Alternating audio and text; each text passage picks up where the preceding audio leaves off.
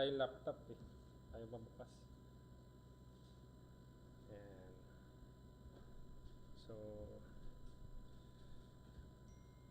ayun ako. Hindi ko mabasa. Ayan. So, ngayon po, tayo mag-aaral ng salita ng Panginoon. So,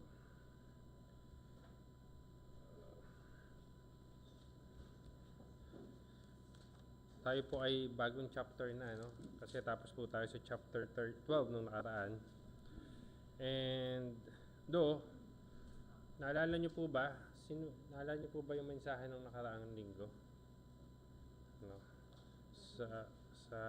Ni Brother Karyum po, no? So,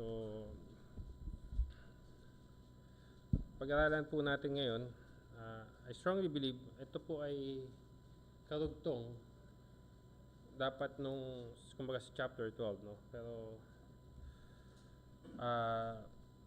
because it's, if you remember, most of us, no? I mean, if you remember, last week pinag-usapan about judgment, no? Ano ba yung judge na yun na sinasabi dito? This is about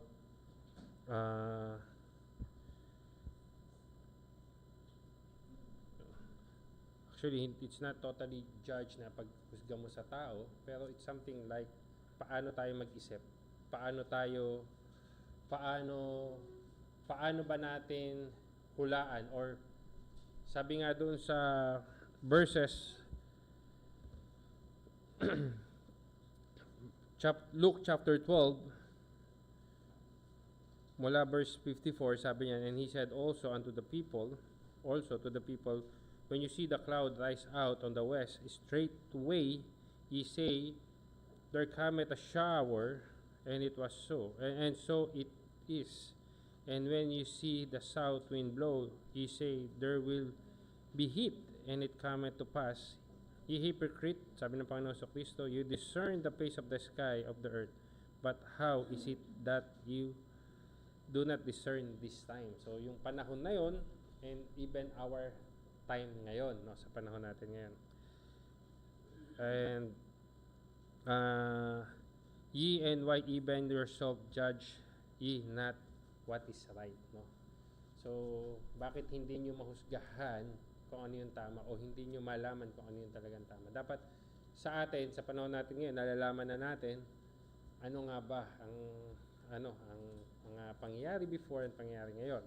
Ngayon, dako tayo sa Luke chapter 13, no? At ating pag-aaralan ay mula verse 1 to 5. No? Verse 1 to 5. And sundan nyo na lang po ng inyong mga mata at basahin ko po yung sinasabi sa Luke chapter 13 verse 1 to 5.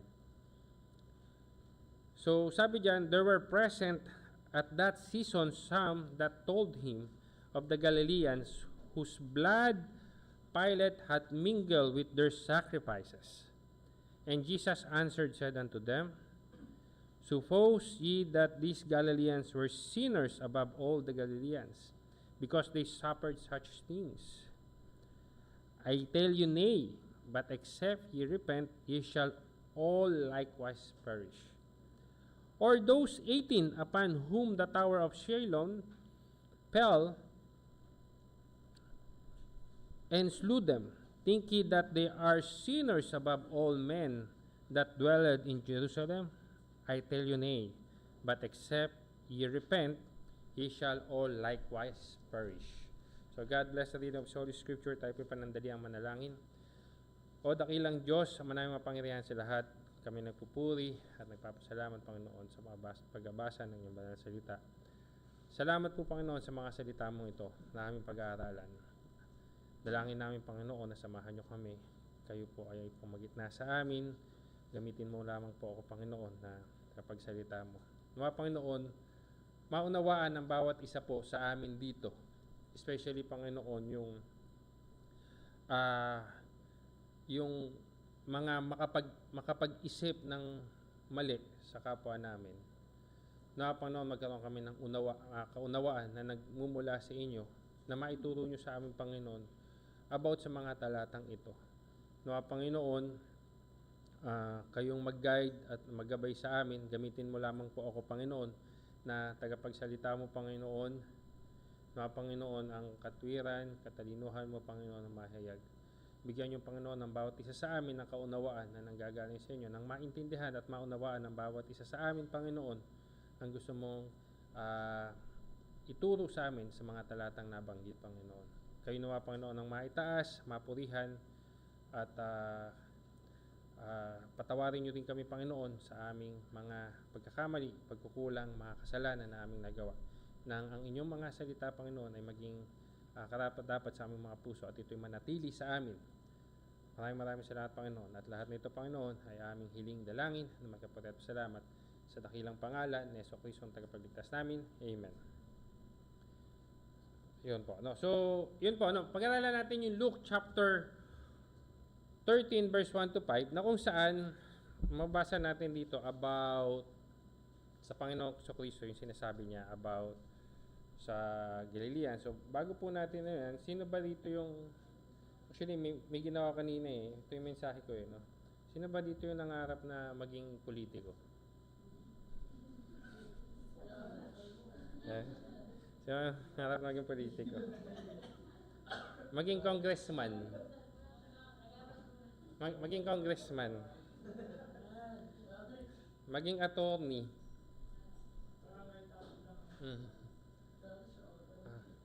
Maging attorney at sa huli maging husgado o yung judge, no? Judge. Pero actually most of us, no, kasi kung babasahin natin, most of us is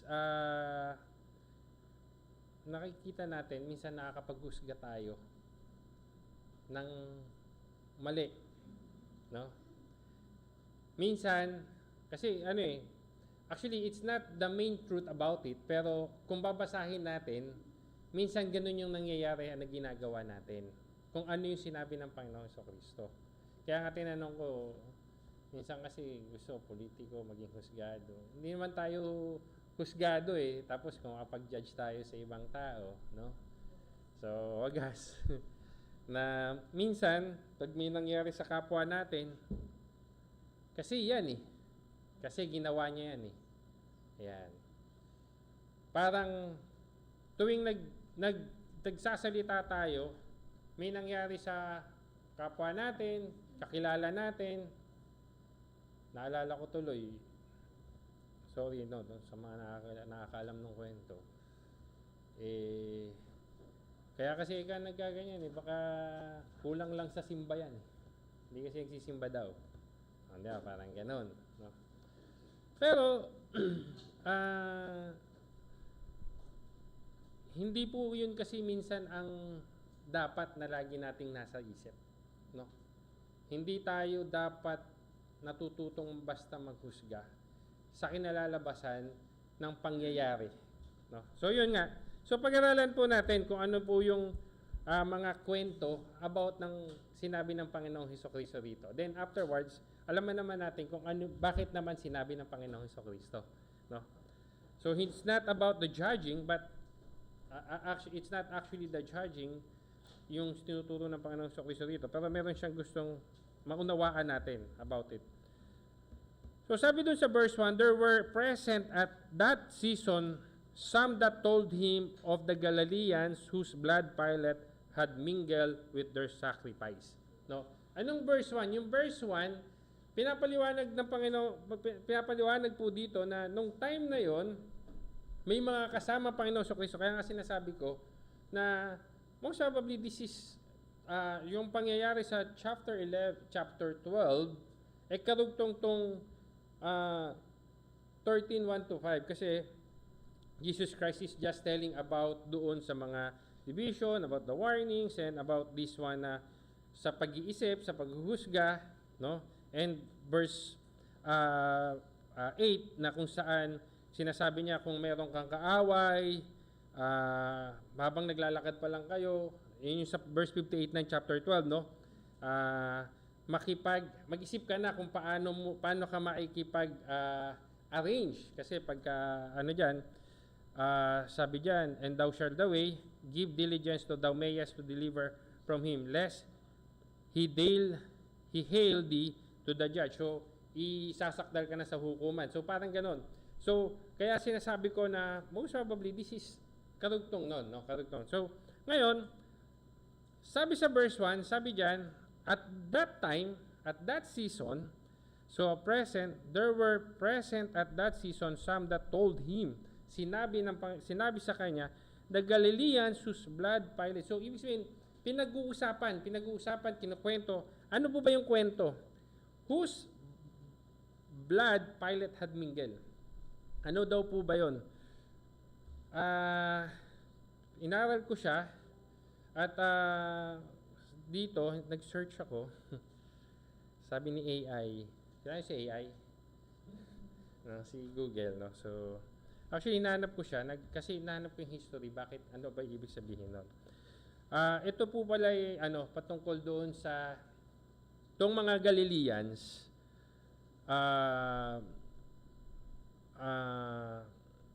nung sabi niya, whose blood Pilate had mingled with their sacrifices. Ibig sabihin, itong mga Galileans pupunta sa Jerusalem at magsasacrifice sila. Pero ang ginawa sa kanila, yung kumbaga parang minasakar sila or pinagpapatay sila at yung i-offer nilang sacrifices, sinama yung dugo nila sa pagsasacrifice. Yun yung sabi dito. So yun, so parang so yun yung pinag-uusapan. Yun yung pinag-uusapan ng mga tao doon, no? And verse 2, sabi ng Panginoon sa Kristo, and Jesus answered, said unto them, kasi so ibig sabihin parang sinasabi ng Panginoon, most probably yun yung mga judgment ng mga tao, no? Bakit sila pinatay? Bakit sila pinatay? At bakit isinama yung kanilang mga dugo doon sa isasakripisyo sa Jerusalem, no? Sabi ng Panginoon sa Kristo sa verse 2, and Jesus answered and said unto them, suppose ye that these Galileans were sinners above all the Galileans. Sabi ng Panginoon sa Kristo, so most probably, kaya nga sinasabi ko sa inyo, na most probably, though hindi sinabi dito, pero kung isipin natin, sinasabi ng Panginoon sa Kristo, yung about, suppose, ibig sabihin, itong mga taong to, yun yung parang gusto nilang sabihin. But suppose, kaya sinabi ng Panginoon sa Kristo, that suppose that these Galileans is more sinners, mas makasalanan, ibig sabihin, mas makasalanan kaysa, which is itong mga na-massacre, mas makasalanan above all Galileans, except doon sa mga ibang Galileans na nandun. Sabi niya, because they suffer such thing, dahil naparusahan sila ng ganun. So, kaya nga kagaya na sinabi ko kanina nung pasimula natin, minsan kung makapaghugas tayo, huwagas. Na parang ang iniisip natin, kaya nagkaganyan yan kasi ganito ang ginawa. Tama? kasi mali yung ano niya eh. No? Kasi hindi na nananambahan. Ayan. Minsan ganun tayo. Tama po ba? Minsan. Pero lagi natin tatandaan, let's give that one sa Panginoon kasi hayaan natin Panginoon dan. Huwag tayong magsalita about others. No? Yun po yung gusto ko sana sabihin. Pero hindi po yun yung main truth po na sinasabi dito. Pero may matututunan po tayo doon. No? So, sabi ng Panginoon sa Kristo, because they suffered such thing. Dahil naranasan nila yung ganung ano. So, ibig sabihin, sila ay kaya sabi diyan, suppose ye that these Galileans were sinners above all the Galileans. Sabihin na lang natin na mas makasalanan tong mga na-massacre na to or mga pinatay na to kumpara doon sa ibang mga siya dahil naranasan nila yung ganong paghihirap o parusa. Sabi ng Panginoon sa Kristo, I tell you nay. Hindi dahil doon. Sabi niya diyan, but except ye repent, ye shall all likewise perish. Sabi niya, unless you repent, kayo man, lahat kayo. Yan ang sinasabi ng Panginoon sa Kristo. That's include us. Lagi nyo nating matandaan. That include us. Kayo man, tayo man. Tayo man ay magdurusa. Ye likewise perish. Tayo man ay magdurusa. Kung sila ay nagdarusa sa ganong sitwasyon, sinasabi ng Panginoon Kristo, tayo man ay magdurusa, kayo man ay magdurusa. Sabi diyan sa verse 3 or verse 4, or those 18, no? And those 18 upon whom the tower of Siloam fell and slew them, think ye that there were sinners above all men that dwelled in Jerusalem? No? Actually, ito nga, yung sinners ko dito, ang kwento pa dito, sinasabi na yung according to the parang history na sinerge ko, yung yung pangyayari daw dun sa Galileans kasi, di ba, ang Galileans under Herod Antipas, Galileans, dahil daw si Pilate, during that time, may hidwaan sila eh. So, may hidwaan sila. So, at least, pero meron lang tayong history background, no? History background. May hidwaan sila. Kaya since hindi sang-ayon si Pilato, kasi alam niyo naman, pagka isang tao masama, kung ano yung gusto niya, minsan ganun yung gusto niyang pakita na siya yung makapangyarihan, gagawin niya kung ano yung gusto niyang gawin, no? So parang according dito sa nabasa ko, no, is kaya pinapatay ni Pontius Pilate yung mga Galileans na yun. And kaya sabi nga nung mga tao, kasi yan mga makasalanan or something, kaya ganun. So pagdating naman dito po sa verse 4, about dun sa 18, ito naman yung gumagawa ng tower in Siloam, no? Sabi diyan, 18, of those 18 upon whom the tower of Siloam fell, no? And slew them, no? At namatay doon, no? Na kung saan according to the background na binasa ko, it's about something that they are thinking na itong mga Pariseyo, yung mga Pariseyo is iniisip nila na ito ay sumusuporta sa mga Romano, kaya pinarusahan ng Diyos. Kaya I just explaining na kasi ganun yung minded natin minsan. Na pagka may ginagawang parang kasalanan, kasi kaya nagkasala yan kaya ganyan nangyayari yan kasi nagkasala dahil masama. Yan. So dahil masamang tao yan, kaya ganyan nagkasala, kaya ganyan nangyayari, no? Kumbaga, hindi ko sinasabing tama or mali, pero ang sinasabi natin, hayaan natin sa Panginoon ng maghusga. Kung maghusga tayo, we should do rightly judge. Paano paghusga yung rightly judge? Dapat according sa Panginoon mismo. Okay? So, sabi diyan, verse 4, or those 18 upon whom the tower of Siloam fell and slew them, think ye that they were sinners above all men that dwelled in Jerusalem. Isipin na natin, sige, yung 18 na yan, ay mas makasalanan sila kaysa doon sa mga naninirahan sa Jerusalem. No? Sabi ng Panginoon sa Kristo, verse 5, I tell you nay, but except ye repent, ye shall all likewise perish. So yun po yung kwento, no? So doon na po tayo doon sa truth. So sabi ng Panginoon sa Kristo, I tell you, sinasabi ko sa inyo, hindi. But except ye repent, unless kayo ay mag-repent, kayo din ay magkakadanas ng ganyang pagdurusa. Okay. Minsan ang iniisip nila, yung pagdurusa doon sa nangyari sa kanila doon. Pero what Jesus Christ is telling is yung pagdurusa nakakahinatnan ng bawat isa sa atin. Okay. First truth. Ano yung ine-emphasize ng Panginoon sa Kristo dito?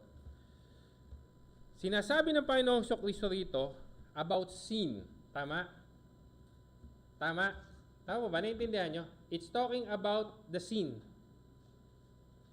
Ang unang truth po na makikita natin dito ay tayo ay lahat ay makasalanan.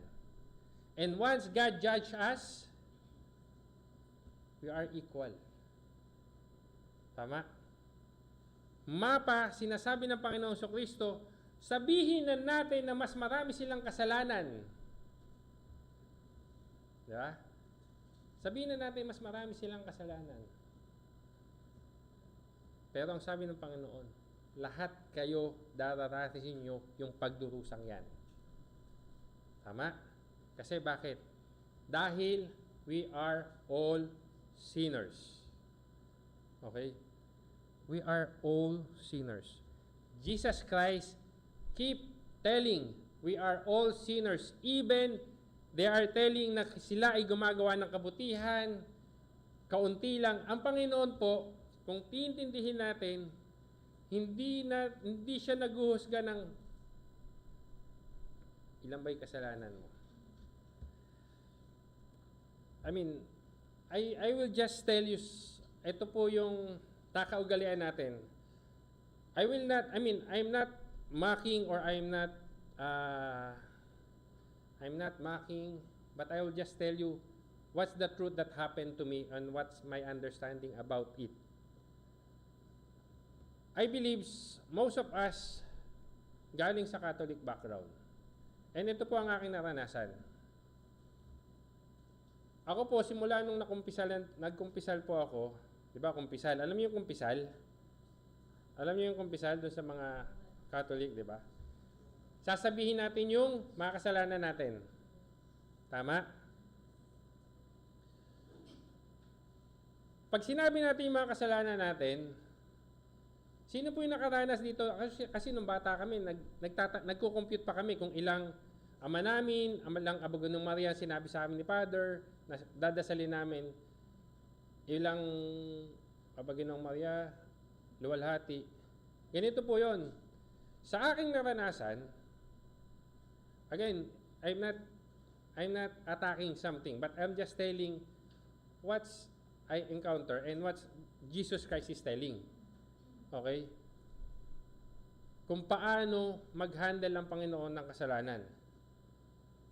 Kasi sabi ng Panginoon dito, hindi patungkol kung ilan yung kasalanan mo. Kung sobra kang makasalanan. Pero doon sa background ko, nagbibilangan pa kami kasi naalala ko, ilan yung pinabanggit sa iyo ni Father na Abagunong Maria? Ilan? The more na sinabi mong marami kang kasalanan, mas marami kang dadasalin. Ewan ko kung na-encounter nyo rin yun. Na-encounter nyo rin po ba yun sa mga background na Catholic? Pagkakaunti lang yung sinabi mong kasalanan, Ama namin na panalangin, yung Our Father, okay na. Minsan, Our Father saka Glory be na lang or luwalhati sa Ama. Yun na lang. Pag marami kang nilahad na kasalanan, hindi ko man po sinasabing sa lahat, pero yun yung na-encounter ko. Kaya, dito, and minsan, nagiging kwentuhan din yan. Kaya kasi sa amin, parang, ilan yung, dami mo palang kasalanan. Nagbibilang sila. Pag marami kang, kaya minsan, pagka lumuhod ka nga, di ba, galing ka ng kumpisalan, pagka lumuhod ka, nakita nila, ang tagal mong nakaluhod, ang daming kasalanan yan. Tama? Ganun po maghusga. Pero ang Panginoong Kristo, nagturo dito, hindi po siya ganun maghusga. Ang Panginoon Diyos, hindi po ganun maghusga. Pare-parehas po ang paghusga ng Panginoon. And sinasabi nga nung point number 1 natin is lahat tayo ay makasalanan. Tama? Ngayon, ano po ba yung kasalanan na sinasabi ng Panginoong Kristo dito? Bakit? Bakit ganun? Bakit equal lang? Actually, pinag-aaralan ko mabuti. We need to understand, ano po ba talaga yung kasalanan? Ano po ba talaga yung kasalanan? Kasi nag-aaral tayo ng Romans at every Friday, di ba? Romans, the book of Romans. And kung iintindihin natin, habang pinapanala at pinag-aaralan ko to, ang parang pumasok sa akin, yung mga kasalanan na ginagawa natin, which is that, nasabi na it's under the law, actually, parang yun ibunga na lang ng kasalanan din. No? Bunga ng kasalanan. Naintindihan niyo po ba yun? Tanda, nagsisinungaling ka. Di ba kasalanan yan? pumatay ka, ginagawa mo yung, bunga na lang siya ng kasalanan. Sabi ko, bunga. Pero hindi ko kasi alam kung ano itatawag ko sa kanya eh. Parang bunga na lang yan ng kasalanan. Ano ba talaga yung unang kasalanan? Okay? Sa Romans chapter 4, kasi minsan po, niisip natin, hindi, konti lang naman yung kasalanan ko eh. Di ba?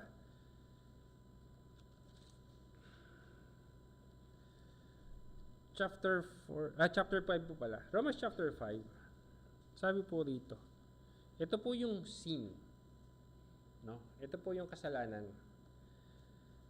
Verse 12, wherefore, as by one man sin entered unto the world, and death by sin, and so death passes upon all men, for that all have sinned.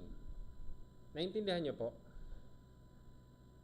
Dahil daw sa isang tao nagkasala ay pumasok sa mundo at ang kamatayan ng death by sin, nagkaroon ng kamatayan dahil sa kasalanan, and so death passed upon all men.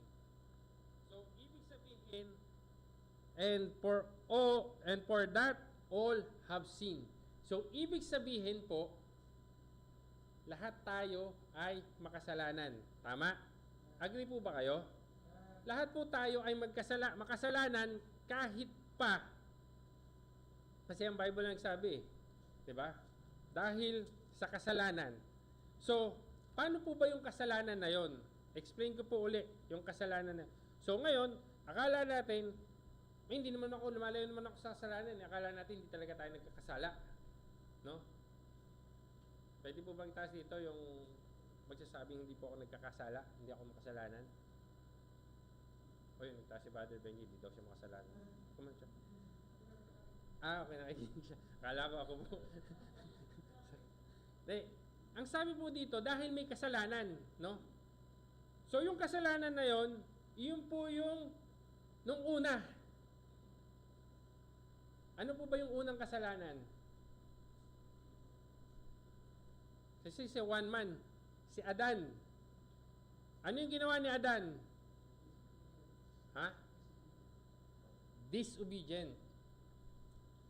At ang unang kasalanan po na naging kasalanang napasa sa atin is alin? Ang una pong kasalanan ay ang pagtalikod sa Diyos. Naintindihan nyo? Bakit, Brother Albert, pagtalikod sa Diyos? Parang hindi naman po yata tama na pagtalikod sa Diyos yung unang kasalanan. Ang unang kasalanan po ay ang pagtalikod sa Diyos. Bakit? Ang Panginoong Diyos nag-command kay Eva at kay Adan. Ay kay Adan. Tama? Tama po ba? Tama po? Hindi sasagad, baka tutulog na kayo eh. Una pong kasalanan ay dahil nagbigay ang command ng Panginoon na kung saan ang sabi ng Panginoon, kainin nyo. Una, sige, pangalanan nyo lahat. Ikaw, Adan, pangalanan mo lahat ng makikita mo dyan. Ikaw ang bahalang magpangalan. Tapos ko naman siya, lahat pwede mo kainin mo ng lahat yan. Alam niyo yung kwento? Si Dan, alam mo yung kwento? Sabi niya, oo, alam mo yan. Turo sa amin. Tawag sa amin niya sa ano. Andrew, si Andrew. Nasaan si Andrew? Wala si Andrew. Alam mo yung kwento? Nung Genesis, Andrew? Apo. Nung Genesis, sabi ng Panginoon, sige, lahat yan kainin nyo. Pwede nyo kainin. Pero sabi ng Panginoon, pero yung nasa gitnang yan, huwag nyo kakainin. Tama? Huwag nyo kakainin. Ngayon, punta po tayo sa Genesis para at least maintindihan natin. O ako na lang din. Kwento ko na lang sa inyo para hindi magtagal. Genesis chapter 3. No? Ang sabi po ng Panginoon, lahat 'yan pwede mong kainin. Tama? Pero wag lang yung isang puno na 'yan Dahil pagka kinain mo yan, kayo ay mamamatay. Tama? Anong ginawa ni Eva at ni Adan? Dumating yung serpent. No? Dumating yung serpent, sinabi niya yung pawang katotohanan na baluktot. Ibig sabihin, nagsabi siya pero half truth. Kaya minsan, hindi po lahat na akala natin nasa Biblia, Hindi po akala natin na lahat nagbibigay o nagsasabi na patungkol sa Biblia, lahat yon tama. Kaya kailangan nyo rin pong suriin at alamin kung iyon ba talaga yung nilalaman ng Biblia. Kasi si Satan, he used God's word, yung salita ng Diyos. Sinabi ng Diyos, huwag mo kainin niya. Di ba sabi ng Diyos, huwag mong huwag ni hawakan, di ba? Huwag mo kakainin lahat yan. Pero sabi ni Eva, hindi, yun lang puno na yun. Di ba? So, sinabi ng katotohanan doon ni Satan is yung pagdating sa pagkain, yung pagbabawal, no? Ngayon, sabi ni Adan, sabi ng serpent, which is ni Satan, sabi niya, hindi, pwede mo kainin to, pagka kinain mo to, sabi niya, sabi niya, kainin mo to, pero hindi ka mamamatay. Kasi alam ng Diyos na pagka kinain mo to, malalaman mo yung tama at mabuti at ikaw ay magiging Diyos. Diba? Magiging Diyos ka din. Okay. So ito ngayon, bakit siya nagkasala? Bakit naging kasalanan po yun?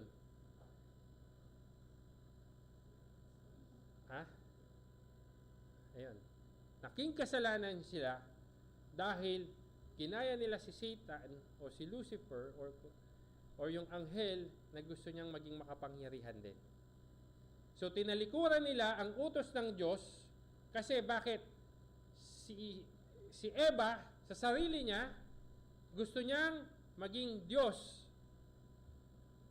para talikuran ng tunay na Diyos. Naintindihan niyo po? Naintindihan mo ba? Naintindihan mo? Kaya po siya naging kasalanan. Tinalikuran niya ang Diyos sa pamamagitan ng pagkain ng prutas sa pinagbabawal. Hindi po mansanas yun, ha? Okay, hindi po apple yun.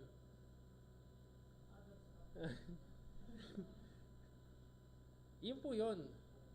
So kaya po, naging kasalanan siya dahil hindi sila nagtiwala sa Diyos, tinalikuran na nilang Diyos at gusto nilang maging Diyos. Tama?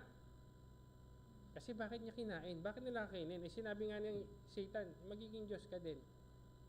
Kung susunod sila sa Panginoon, kung tapat sila, hindi nila kakainin. Kung gusto nilang sumunod sa Panginoon, hindi sila tatalikod at hindi sila naingganya na maging Diyos ng kanilang mga sarili, hindi nila kakainin. Ngayon, sa katayuan natin, tayo ba ay Diyos ng ating mga sarili? Yes, oo, somehow sabihin natin ngayon, oo, sumusunod tayo. Pero yung mga nasa labas, na hindi na totoong nakakaunawa, Diyos pa rin natin o Diyos nila, kasi hindi ko naman masabi, baka mamaya meron pa rin dito Diyos natin na ating mga sarili. Kaya gusto kong sabihin, nagiging Diyos natin ang ating mga sarili kung sinusunod na rin pa rin natin kung ano yung gusto natin. Naintindihan nyo? Ang pagiging Diyos, pagka may Lord ka, di ba? Pagka may hari, sabi, utos ng hari hindi mababali, tama? Sabi, di ba? So, ibig sabihin, kung may kinuman siya, kung nagpasakop ka sa Diyos, ibig sabihin, susunod ka sa Diyos. Pero sumusunod ba tayo sa ating Diyos? Sumusunod ba tayo sa ating Panginoon? Sinasabi natin na, Panginoon, mahal kita, I obey you, pero hindi natin sinusunod ang Panginoon. Kasi nasusunod kung ano yung gusto natin, ano yung desire natin. Tama? So, yun po yung kasalanan. Kaya ang sabi ng Panginoon Kristo, hindi according yan doon sa kasalanan. So naintindihan niyo po yung unang kasalanan. Kaya po, ang sinabi ng Panginoon Kristo sa Luke, hindi dahil mas makasalanan sila, sila lang yung mapaparusahan ng ganyan. Ye likewise perish. Hindi naman sinabi ng Panginoon Kristo, o ikaw, konti lang kasalanan mo. Konti lang yung paghihirap mo. Hindi po. So ang unang kasalanan ay yung pagtalikod sa Diyos na hanggang ngayon nakasama sa atin. Kaya nga po tayo bilang, kunwari, hindi tayo mananampalataya, hindi tayo sumusunod sa Diyos. Makita natin, di ba, mas iunahin nating mag-mall, mas unahin natin manood ng sine, mas unahin natin makipag-inuman, makipagbarkada, o kung anuman, kaysa manambahan sa Diyos. Tama? Di ba ganun po ang nangyayari? Kaya po, hindi po yan nabibilang kung ilan yung kasalanan mong nagagawa. Pero hanggat sabi ng Panginoon, ye likewise perish. Bakit? Kung hindi ka magre-repent. Amen. Second point, ito po, patapos na tayo. Second point, Jesus Christ tells this, except ye repent, ye shall likewise perish. Amen. So, yung kasalanan, pagtalikod sa Diyos. Tama? Pagtalikod sa Diyos, na kung saan, ginagawa mong Diyos yung sarili natin, o sarili natin. Kasi tayo nasusunod. Ang sabi ng Panginoon, except ye likewise perish. So, ang sinasabi ng Panginoon, kailangan nating mag-repent. Ano po yung repent? Ano yung unang ginawa natin? Tumalikod. Tama? Naging Diyos tayo ng ating mga sarili. Yung sinabi ng Panginoon, unless ye repent, kung hindi tayo babalik sa Kanya. Amen? Yung repent, hindi po yan basta pagsisisi. Hindi po basta yan lang na pagsisisi, na nagsisisi ako ngayon. Kung kulang kang sa pagbalik. Kasi pwedeng nagsisi ka lang ngayon, pero bumabalik ka pa rin doon sa ginagawa mong pamumuhay. Ang tunay na pag-repent, naisip mo, mali ako, inisip mo sa sarili mo, mali ito, babalik na ako kung ano yung tama, which is kanino? Sa Panginoon. So, except ye repent. Kaya ang sabi ng Panginoon dito, except ye repent. Kasi, biruin nyo, tingnan nyo nating mabuti, hindi kinakount ng Panginoon kung ano yung mga kasalanan. Ang kinakount niya, nakabalik ka na ba sa akin? Nakabalik ka na ba sa ating Diyos Ama? Tinanggap na ba natin ang Panginoong Kristo bilang ating Panginoon na tagapagligtas? Kasi sinabi niya, di ba, lahat ng kapangyarihan ay binigay na sa Kanya. So, kung ating tatanggapin ang Panginoong Kristo, kaya po minsan, minsan inisip natin na napakadaling namang maligtas. Yun ang sinasabi ng Panginoon eh. Kailangan lang naman natin, madaling maligtas, pero actually, mahirap yon kung hindi mo maintindihan. Kasi dapat pong maintindihan, o dapat po nating maintindihan, yun po ay ang pagbalik sa Panginoong Diyos. Sa pamamagitan nino ng Panginoong Kristo. Amen? Kaya po sabi sa Romans chapter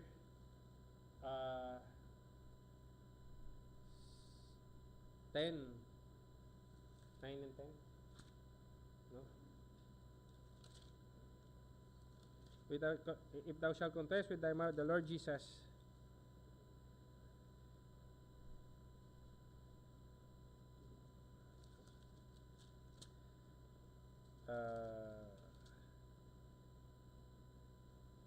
if thou shalt confess with thy mouth the Lord Jesus and believe in thine heart that God raised him from the dead, thou shalt be saved.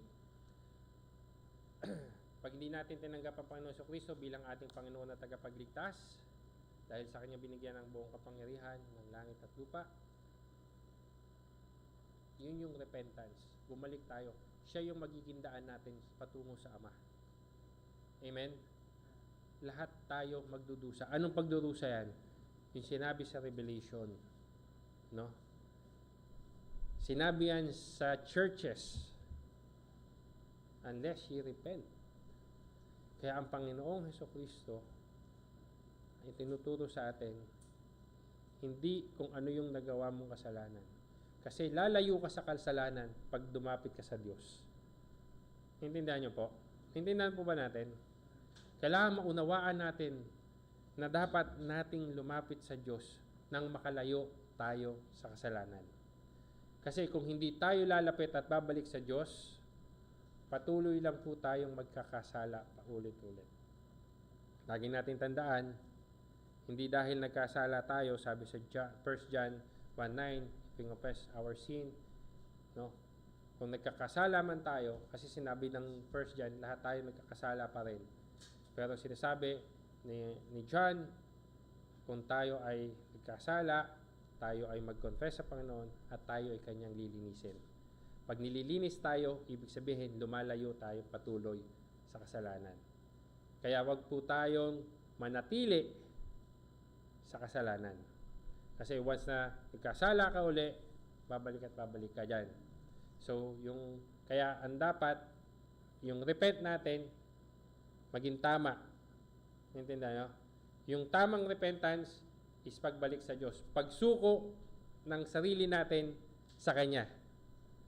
Amen? Yun po. So,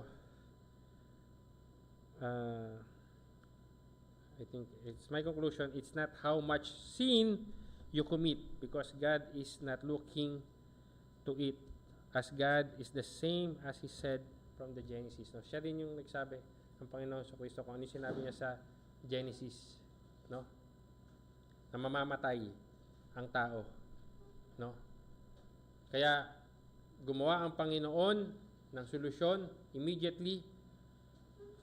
Binigay niya yung prophecy about 3:15, Genesis 3:15, na may darating, which is si Jesus Christ, no? We will die if, kung sinabi ng Panginoon na pag kinain mo yan, mamatay ka. God give an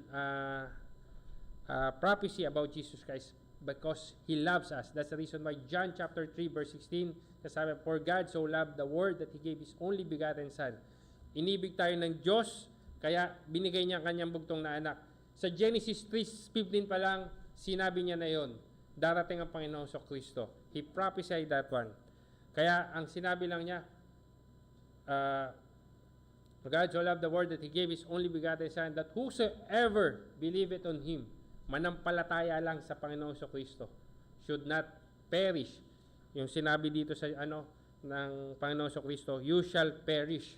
So kailangan lang natin manampalataya, should not perish, but have everlasting life.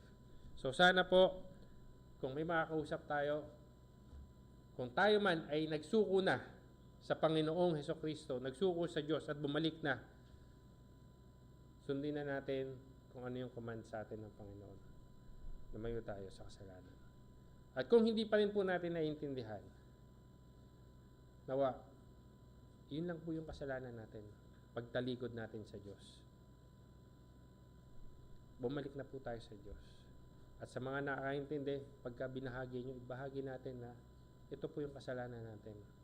Hindi yan sa dami ng kasalanan mo. Ang kailangan po natin ay ang pagbalik sa Diyos, which is that's our repentance. Tayo po manalangin. O dakilang Diyos, manaming makapangyarihan sa lahat, kami nagpupuri, papasalamat sa salita mo, Panginoon. Salamat sa inyong pagmamahal, Panginoon. Dahil kayo may Panginoon na inyong inibig, at binigay niyo, Panginoon, ang Panginoon Kristo para sa katubusan sa aming mga kasalanan. Patawad po, Panginoon, kung nung una, Panginoon, sa pagkakasala, Panginoon, ng isang tao, si Adan, ay kami, Panginoon, din ay nagkasala na kung saan kami, Panginoon, dumating na naging Diyos namin ng aming mga sarili, sinusunod namin kung anong gusto namin, at kinakalimutan namin, Panginoon, na Ikaw yung naglalang sa amin. Dalangin namin, Panginoon, salamat sa mensahe mong ito, na nagpaalala sa amin na ang kailangan lang po namin, Panginoon, ay bumalik. Hindi nyo binibilang ang aming mga kasalanan as long as kami bumalik sa inyo, dahil lahat ng aming kasalanan ay kakalimutan nyo. Yun po yung pangako nyo, Panginoon, sa amin. Kaya, Panginoon, kami ay makakalayo sa paggawa ng kasalanan, makakaiwas kung ang aming mga mata ay sa inyo lamang nakatingin, Panginoon. Kung kami, Panginoon, ay susunod lamang sa inyo. Kaya dalangin namin, Panginoon, na patuloy kaming gabayan, patnubayan, at nawa, Panginoon, sa mga makarinig man po, Panginoon, ng mensaheng ito, dalangin namin, Panginoon, na mas maintindihan nila, maunawaan nila na isa lang ang kailangan namin, Panginoon, ay kami ay magsisi at bumalik sa inyo. Dahil kung ang unang kasalanan ay ang pagtalikod sa inyo, para, Panginoon, hindi kami magdusa sa apoy ng impyerno, ang kailangan lang po namin ay bumalik sa inyo at kayo'y gawing naming Panginoon. At kayo, Panginoon, ang aming sundin, hindi, Panginoon, ang aming mga sarili. Maraming salamat po, Panginoon. Lahat na ito, Panginoon, ay aming hiling dalangin na may kapasalamat sa dakilang pangalan ni Jesucristo, ang tagapagligtas namin. Amen.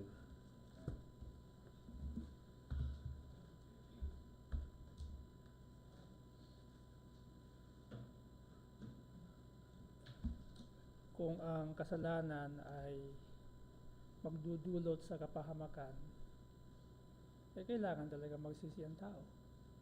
Correct? Kung iniisip ng mga kausap ni Jesucristo na yung mga Galileans ay makasalanan at yung mga namatay sa Siloam ay makasalanan, ano yung kailangan na gawin? Magsisi. Correct? Kasi nagbigay siya ng benefits of the doubt. O sige, suppose sa tingin ninyo, sila ay makasalanan. Anong gagawin ninyo? Is there any conclusion that you should to conclude because they are sinner? Okay? And the reality, of course, that we are all sinners, and we are all in danger. Okay, kaya yun yung purpose that God so loved the world that He gave His only begotten Son. But whosoever believeth in Him should not perish, but have everlasting life. So there is also the necessity of repentance. That is also yung kinakailangan tayo ay magsisi, tumalikod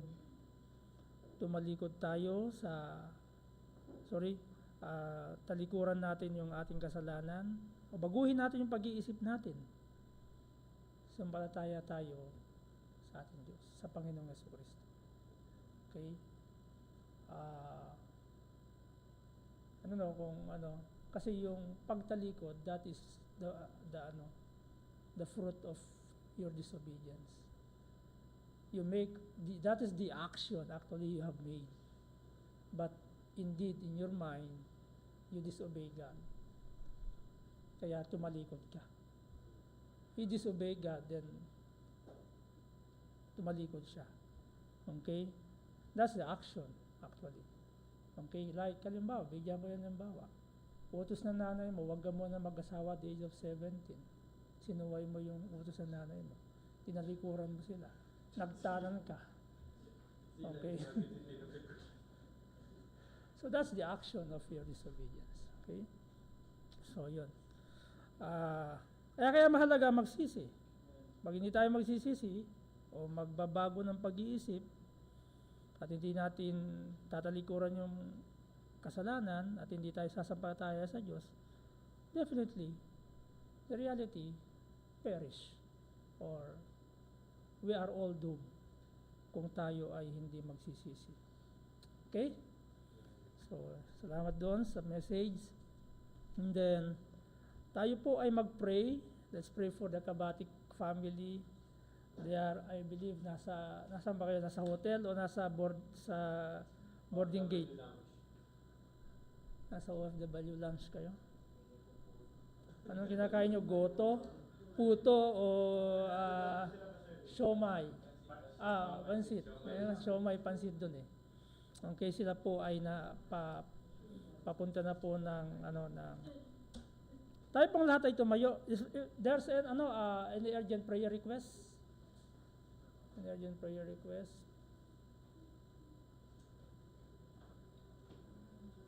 May sakit sa puso, sa isip, si Brother Sandro.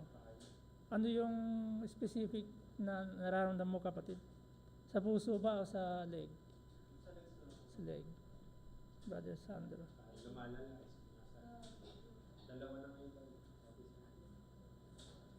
Anong tawag sa ano yan? Sciatica.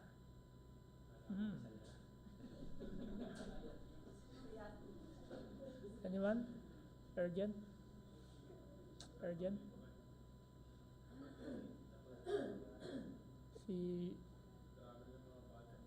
Ano na, may list na ako.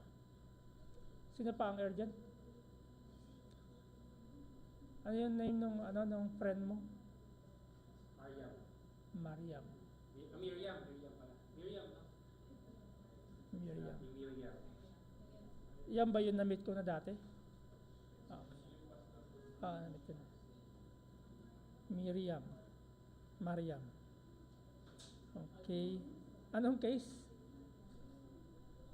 Nasa kulungan? So, anong pagpipray natin sa kanya? Marilis? Marilis.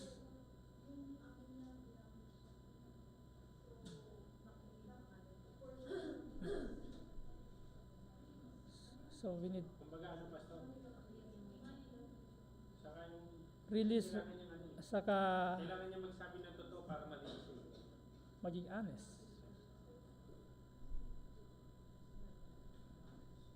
Honesty. Honesty, tapos amnesty. Okay, honesty, tapos amnesty, pardon. Kasi yun lang naman yun, kaya minsan, di ba, kaya tayo patatawarin ng Diyos kasi nag-confess tayo. Honesty. Okay? So, yun. Who else po? Who else? Any urgent prayer request?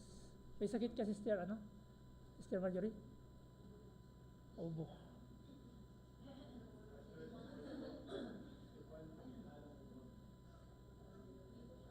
Ubo. Andre Ubo.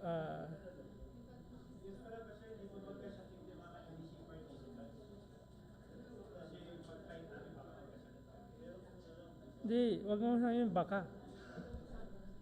Okay? It is an advance yan. Alright, let's pray. Let's all pray. Let's pray together. Kung meron kayong, you can pray in your mind while I'm praying here with publicly. Yeah. Let's pray. Makapangyarihan